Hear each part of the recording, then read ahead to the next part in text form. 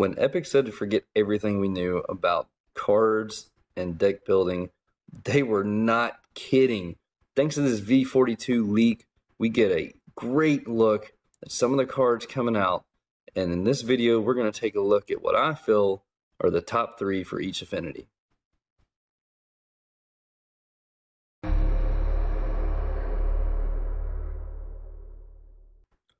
What is up, everybody? Shadow here, and if you're wanting to stay up to date with all the Paragon information, especially leading up to V42, go ahead and hit that subscribe button right now, because I've got a lot of good content coming out soon and going into the V42 update on August 8th. Now, if you haven't taken a look at my other video on the V42 leak, I will post a link to that in the description below. Take a look at that. I kind of go over some of the basic elements that are going to be changing in V42 that we got to look at in this leak. But in this video, we're focusing on the cards. And spoiler alert right now, if you don't want to see any more of the new cards than what you see right here on the screen, stop right now, because we're about to dive in to what I feel are the top 3 cards for each affinity. Okay, now first up we're going to look at Death, which was formerly Corruption, and from what I can tell with the leaks, it looks like Death is going to have a lot of life drain and life steal. Now every affinity has a good mix of what it offers, but some of them do have really specific kind of, I guess, abilities that the cards offer. So I know Death seems to be really heavy on life drain and life steal. The first card we're looking at is called Awaken the Emmerich. It is looks like about a mid-game card with a cost of 4 vitality and 6 intellect. Gives you 17 power and 8 health regen, which seems really good. And it has an active called Toxic Horde. Convert all nearby minions to your team and grant all nearby minions Death Touch and Life Drain. This has a 60-second cooldown with a cost of 50 mana. But I really want you to think about that active. That is incredible. You're converting all nearby minions to your team, giving them all Death Touch and Drain Life, which I would assume means that if an enemy tries to stop them, they're going to be harder to kill. I mean, can you imagine a slow push from the enemy team coming into one of your objectives, and you pop this and reverse that entire slow push with your minions right back at them? I mean, this can really, really reverse a lane, have some serious, serious consequences. I love the way this card looks. Now, the second card we're looking at for Death is called Nameless Curse. This looks like another mid-game card with a cost of 3 vitality and 9 intellect. It gives you 15 power, 125 mana, and 1 mana regen. This one also has an active called Toxin. You deal 50 damage per second to target enemy for 18 seconds. Now, this damage cannot kill the unit, but still, this is just incredible. It has an 80-second cooldown, costs 75 mana, but 50 damage per second for 18 seconds? You're talking 900 damage coming from an active, from a card. This is just insane how much damage that does. Regardless that it can't kill someone, I mean, you hit someone with that while they're in lane and they're going to have to back. Especially mid-game, you hit anyone with this over the course of that 18 seconds. Yeah, they can try to pop some healing of some kind, but still, they're going to be taking a lot of damage, and they're either going to have to back, or they're going to be just a really, really easy kill, weak target left in lane. So, really, really good card here as well. Now, the third card we're going to look at is Shadow Dancer, and I know we've all heard of Veil Stepper and can't wait for that card either, but this card looks really good as well. It's another somewhat mid-game card with a cost of 3 vitality and 6 intellect. It gives you 14 power, 24 basic armor, but it has an active called Shadow Ambush. Enter a shadow plane and gain 50 movement speed for 15 seconds. Attacking an enemy from the shadow plane applies a negative 200 movement speed slow for 3 seconds. It only has a 35-second cooldown and costs 50 mana, so if you stay in it for the full duration of that 15 seconds, it's going to be up again in 20 seconds. And basically, this just lets anyone become Kalari. Yeah, you're not getting the damage buff that she does when she attacks coming out of the Shadow Plane, but you're applying a negative 200 movement speed to him for 3 seconds. That alone is very good. And I like how with some of these cards, you'll see that they're kind of borrowing abilities from other characters and giving them to everyone to have the option to use. But the one thing I've noticed is they're never quite as good as the original hero that the ability came from. So I like this. I like how it gives you options of new ways to play characters, but it still lets that original character have an edge. But again, another great card in the Death Affinity. Okay, next up we're looking at the Chaos Affinity, and I tell you what, they named this one right. The kind of common factor in a lot of these Chaos cards is speed, damage, and exactly what it says, chaos. Some of these cards just create great chaos in a team fight. And the first one we're looking at is called Amplification Engineer. It has a cost of 4 agility and 9 intellect. It gives you 24 power, 210 mana, and it has a passive called Unstable Spells. When casting an ability, damage nearby enemy heroes for 8% of their current health as ability damage. Now I want you to think about this. What does this sound like? Tainted Magic. But look how much better this card is. And this is kind of a mid-game card. Doesn't have a high cost on it. Tainted Magic, you have to deal damage to a certain character to activate the 8% DOT. But that's just to that one character, and not all abilities activate Tainted Magic. This card says just casting an ability activates the 8% damage. It also doesn't say that it's DOT, which means it's instant. And it does it to everyone nearby. Damages nearby enemy heroes. Not one hero, this is multiple heroes. This card is going to be amazing. I've got a feeling this may be one of the ones they end up dialing back a little bit, because imagine a crunch with this who can just be popping off abilities really quick, dealing 8% instantly to everyone around them. Just really strong card here. Now the second card we're looking at for Chaos is called Glycerin Dawn. It has a cost of 7 intellect. It gives you 21 power and has an active of Fire of Dawn. Launch a fireball, dealing 250 initial damage and burning for 200 damage over 4 seconds. Has a 30-second cooldown, pretty low cooldown, only costs 50 mana. And a cost of only 7 intellect. This is a pretty early game card that's dealing some serious damage in the early game. 250 instant damage, and then another 200 DOT for 4 seconds. You're talking 450 damage coming at someone relatively early in a match if you put all your points into intellect. This could be a really strong early game card. Okay, and the last card we're looking at for Chaos is called Riot Sapper, and I really like the way this card looks. It has a cost of 2 vitality and 5 intellect, so again, kind of an earlier game card, early to mid game. It gives you 11 power, 24 ability armor, and it has an active called Mana Bomb. Remove 20% current mana from nearby enemy heroes, dealing ability damage equal to mana removed. Has a 45-second cooldown and it costs 50 mana. But this looks really strong. Again, kind of early to mid game. You're taking off 20% of all the nearby enemies' current mana and then dealing that as ability damage.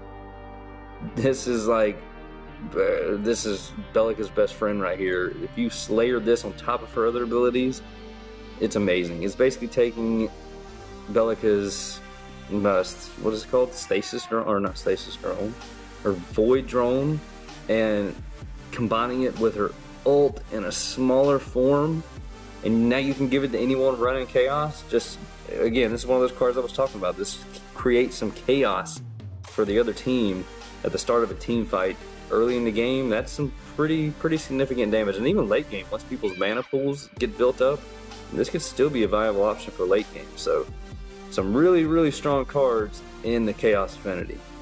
Okay, the next affinity we're looking at is Order, and Order definitely seems to be the support affinity. Some really great support cards with this affinity. And the first one we're looking at is called Brilliant Fortification.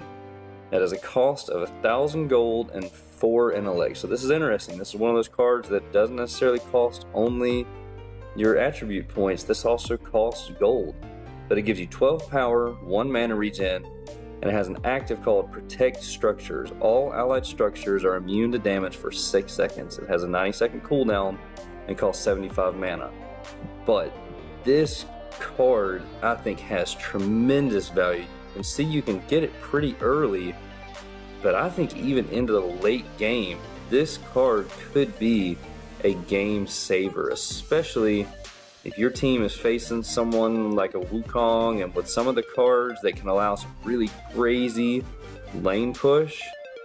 This card could be a game-changing active with the ability to have just one person go into a tower and protect it for 6 seconds, clear the minion wave, get whoever's damaging it out of there, and then allow their team to group up and kind of stop the push. I mean, you're talking about really good utility for your team and a potential to save some games. Now, the next card we're looking at is Song of the Sentinel, and this is kind of a late game card. It has a cost of 5 agility, 3 vitality, and 3 intellect. So it's kind of an expensive card, definitely past mid game into late game. It gives you 290 health, 170 mana, but this has an aura, a passive aura for your team that's really good utility.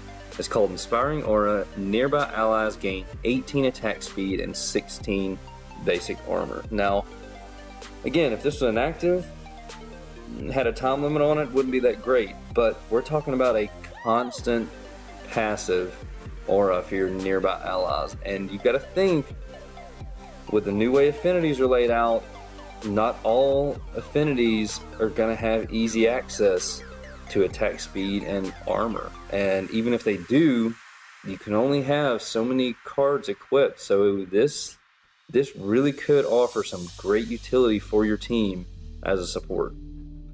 Okay, the third card we're looking at for Order is called Domain of Stillness, and this card looks great. It has kind of a high cost of 2 vitality and 11 intellect, so it may be more towards, in-game, or not in-game, but towards the late game, definitely past mid-game.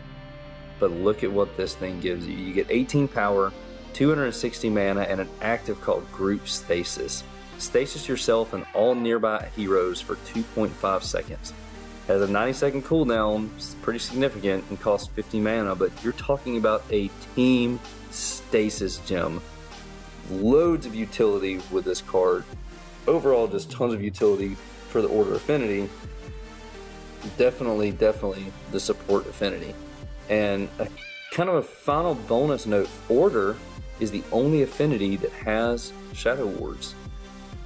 It's actually the only affinity shown in the leak that has wards, period. And I'm not sure if there will be others that weren't leaked.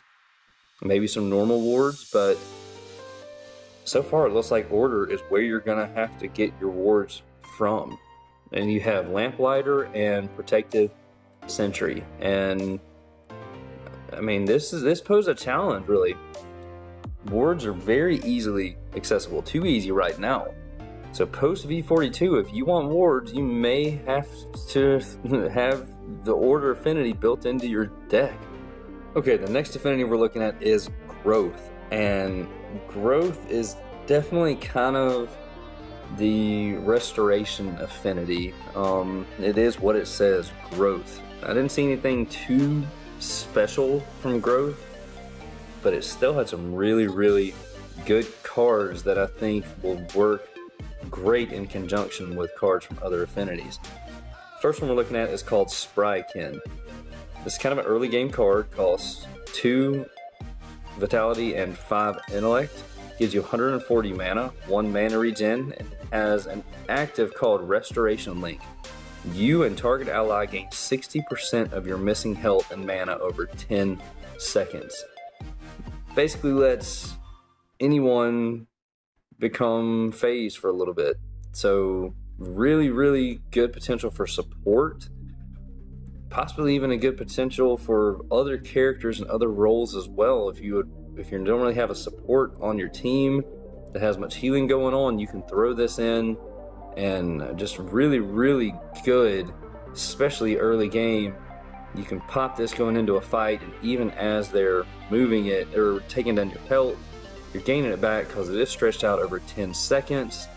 Or, you know, after you get out of a fight, you can pop this, and instead of backing, you heal both your health and your mana. I mean, this is really good utility coming from growth for this card. Now, the second card we're looking at is called Trapper, and this is kind of a mid-game card. It has a cost of 8 agility and 4 vitality. It gives you 15 power, 32 attack speed, and has a great passive on it. This is going to be amazing on several junglers. I love the way this looks. Basic attacks reduce enemy movement speed for 5 seconds, stacking up to 10 times. At max stacks, root your target for 1 second. Just an amazing card, especially for junglers. When you get in there on an enemy, you start hitting them, they aren't going anywhere. Yeah, they might have to use their escape, but if you're using any kind of jungler that has the ability to catch back up or slow them down and stop them, once you start hitting them, they are not getting away. Just really strong card here. It has some good power and good attack speed coming with it as well. Okay, the last card we're looking at for growth is called Pack Leader, and one thing I want to just clear up, it does say level 2 on this card. So the guy who leaked this had already leveled up this card, so I'm not sure if this is the actual stats and cost of what the level 1 card will be, but regardless, gives you an idea of what this card does. It has a cost here of 1 agility and 2 intellect, which is obviously going to be a cheap early game card. It has 8 power, and I'm sure, like I said, some of that is a little bit lower for level 1, but the active is what I really want you to look at here. It's called Bullseye. Mark an enemy. Nearby allied minions will attack that target. It has a 50-second cooldown and costs 60 mana. But this looks like a really fun card, especially if you're really wanting to harass an off-laner early game, someone who may be trying to come up and get a little too close and trying to get some XP and last hits, or trying to harass the carrier or the support. You know what? Mark them and let your minions go in there and start attacking them, and you go in and get an easy early game kill. So really strong early game card here from growth. Okay, the last affinity we're looking at is Knowledge, and this was formerly Intellect. And Knowledge seems to be kind of the affinity that gives a good bit of abilities and ability enhancements. And to be honest, Knowledge looks like one of the best affinities in the game for V42. Lots of good cards coming out of the Knowledge affinity. The first one we're looking at is called Black Ice Routine. It has a mid-game range cost of 8 vitality and 4 intellect. Gives you 17 power, 240 health, and 15 mana. It has an active called Ice Blast. Deal 250 damage to nearby enemies and apply negative 250 movement speed slow for 3 seconds. Has a 45-second cooldown and costs 50 mana. This is basically a mini Aurora ult, and I mean, you're dealing good damage spread out to any enemies around, and you're given a negative 250 movement speed slow for 3 seconds, and it has some good stats with it. 17 power, 240 health, and a little bit of mana. All around great mid-game card. Really good utility, good damage, good stats. I love the way this one looks. Okay, the second knowledge card we're looking at is a great looking card, Sleeper Agent. It has a mid-range or mid-game cost of 10 intellect, gives you 14 power, 140 mana, but this active is great. It's called Gag Order. Silence target enemy for 3 seconds. The target takes 20% increased damage. Has a 45-second cooldown and costs 75 mana. This is kind of like Richter's Silence, but I think a little bit better. I mean, you're taking this and you can give this to anyone running knowledge. You're silencing the target, which is just, silence is a great mechanic, really underrated because it is on Richter. But now that you can run this on more people, I think we're going to start seeing it a lot more. And not only does it silence them for 3 seconds, but they're taking 20% increased damage during that time. Really, really strong card right here, especially to be able to pick up in mid-game. Okay, and the third card we're looking at for knowledge is a card that I've already seen a lot of people talking about, and I can only imagine what this card is going to be able to do. Possibly the strongest card that we saw with the leak, and that is Echo Drive. It's definitely more of a past mid-game into late game card because it has a pretty steep cost of 13 intellect, but this card is just incredible. You get 18 power and 240 mana, good stat boost, but look at this active. It's called Ability Mimic. Remove the cooldown of the last ability you cast for 20% of your current mana. This card has 2 times the cooldown of the ability that it reset. So again, if you're using this on some smaller abilities, the cooldown is not going to be too terrible. But where this card is going to get its usefulness is being able to repeat ultimates. Who cares if you double its cooldown? You're still going to be able to use this card multiple times a game. And there are some characters whose ultimates, if they are repeated instantly, it can just be devastating. I mean, imagine a Gideon or a Gadget or a Howie busting their ults back to back. Just complete team destruction with this card. Really, really strong card. Like I said, possibly the strongest card in V42. Just the possibilities of what this can do in a team fight are endless. Or even not necessarily a team fight. Imagine a Countess having back-to-back ults. I mean, I love the way this card looks. Can't wait to try this one out. Like I said, Knowledge is one of the strongest affinities in V42, in my opinion. Lots of good stuff coming out of it, but Echo Drive is just, this card is OP. Now, kind of the last thing I'm going to mention is that Knowledge also is the only affinity that showed that it had a blink. Kind of like the other affinities have their own specific things. This one is the one that had blink. So Order seems to be the only affinity that has Shadow Wards, and Knowledge seems to be the only affinity that has blink. Now the other affinities, some of them have, you know, cards that have actives that give you a speed boost for so long or something like that, but this was the only blink I saw. So really interesting that they're kind of making some of these abilities that you're going to get from cards specific to only one affinity. Is really going to make people think a lot more when it comes to building their deck. Well, that wraps it up for this video. Thank you so much for watching. Please leave a comment below and let me know what you think. Are there other cards that I should have put in this list? What affinities do you think are going to work together? And you know what, if you enjoyed this, if you're excited about this as much as I am, give me a like, hit that subscribe button, and keep an eye on everything that I have coming out soon leading up to V42. Thanks again for watching. Shadow out.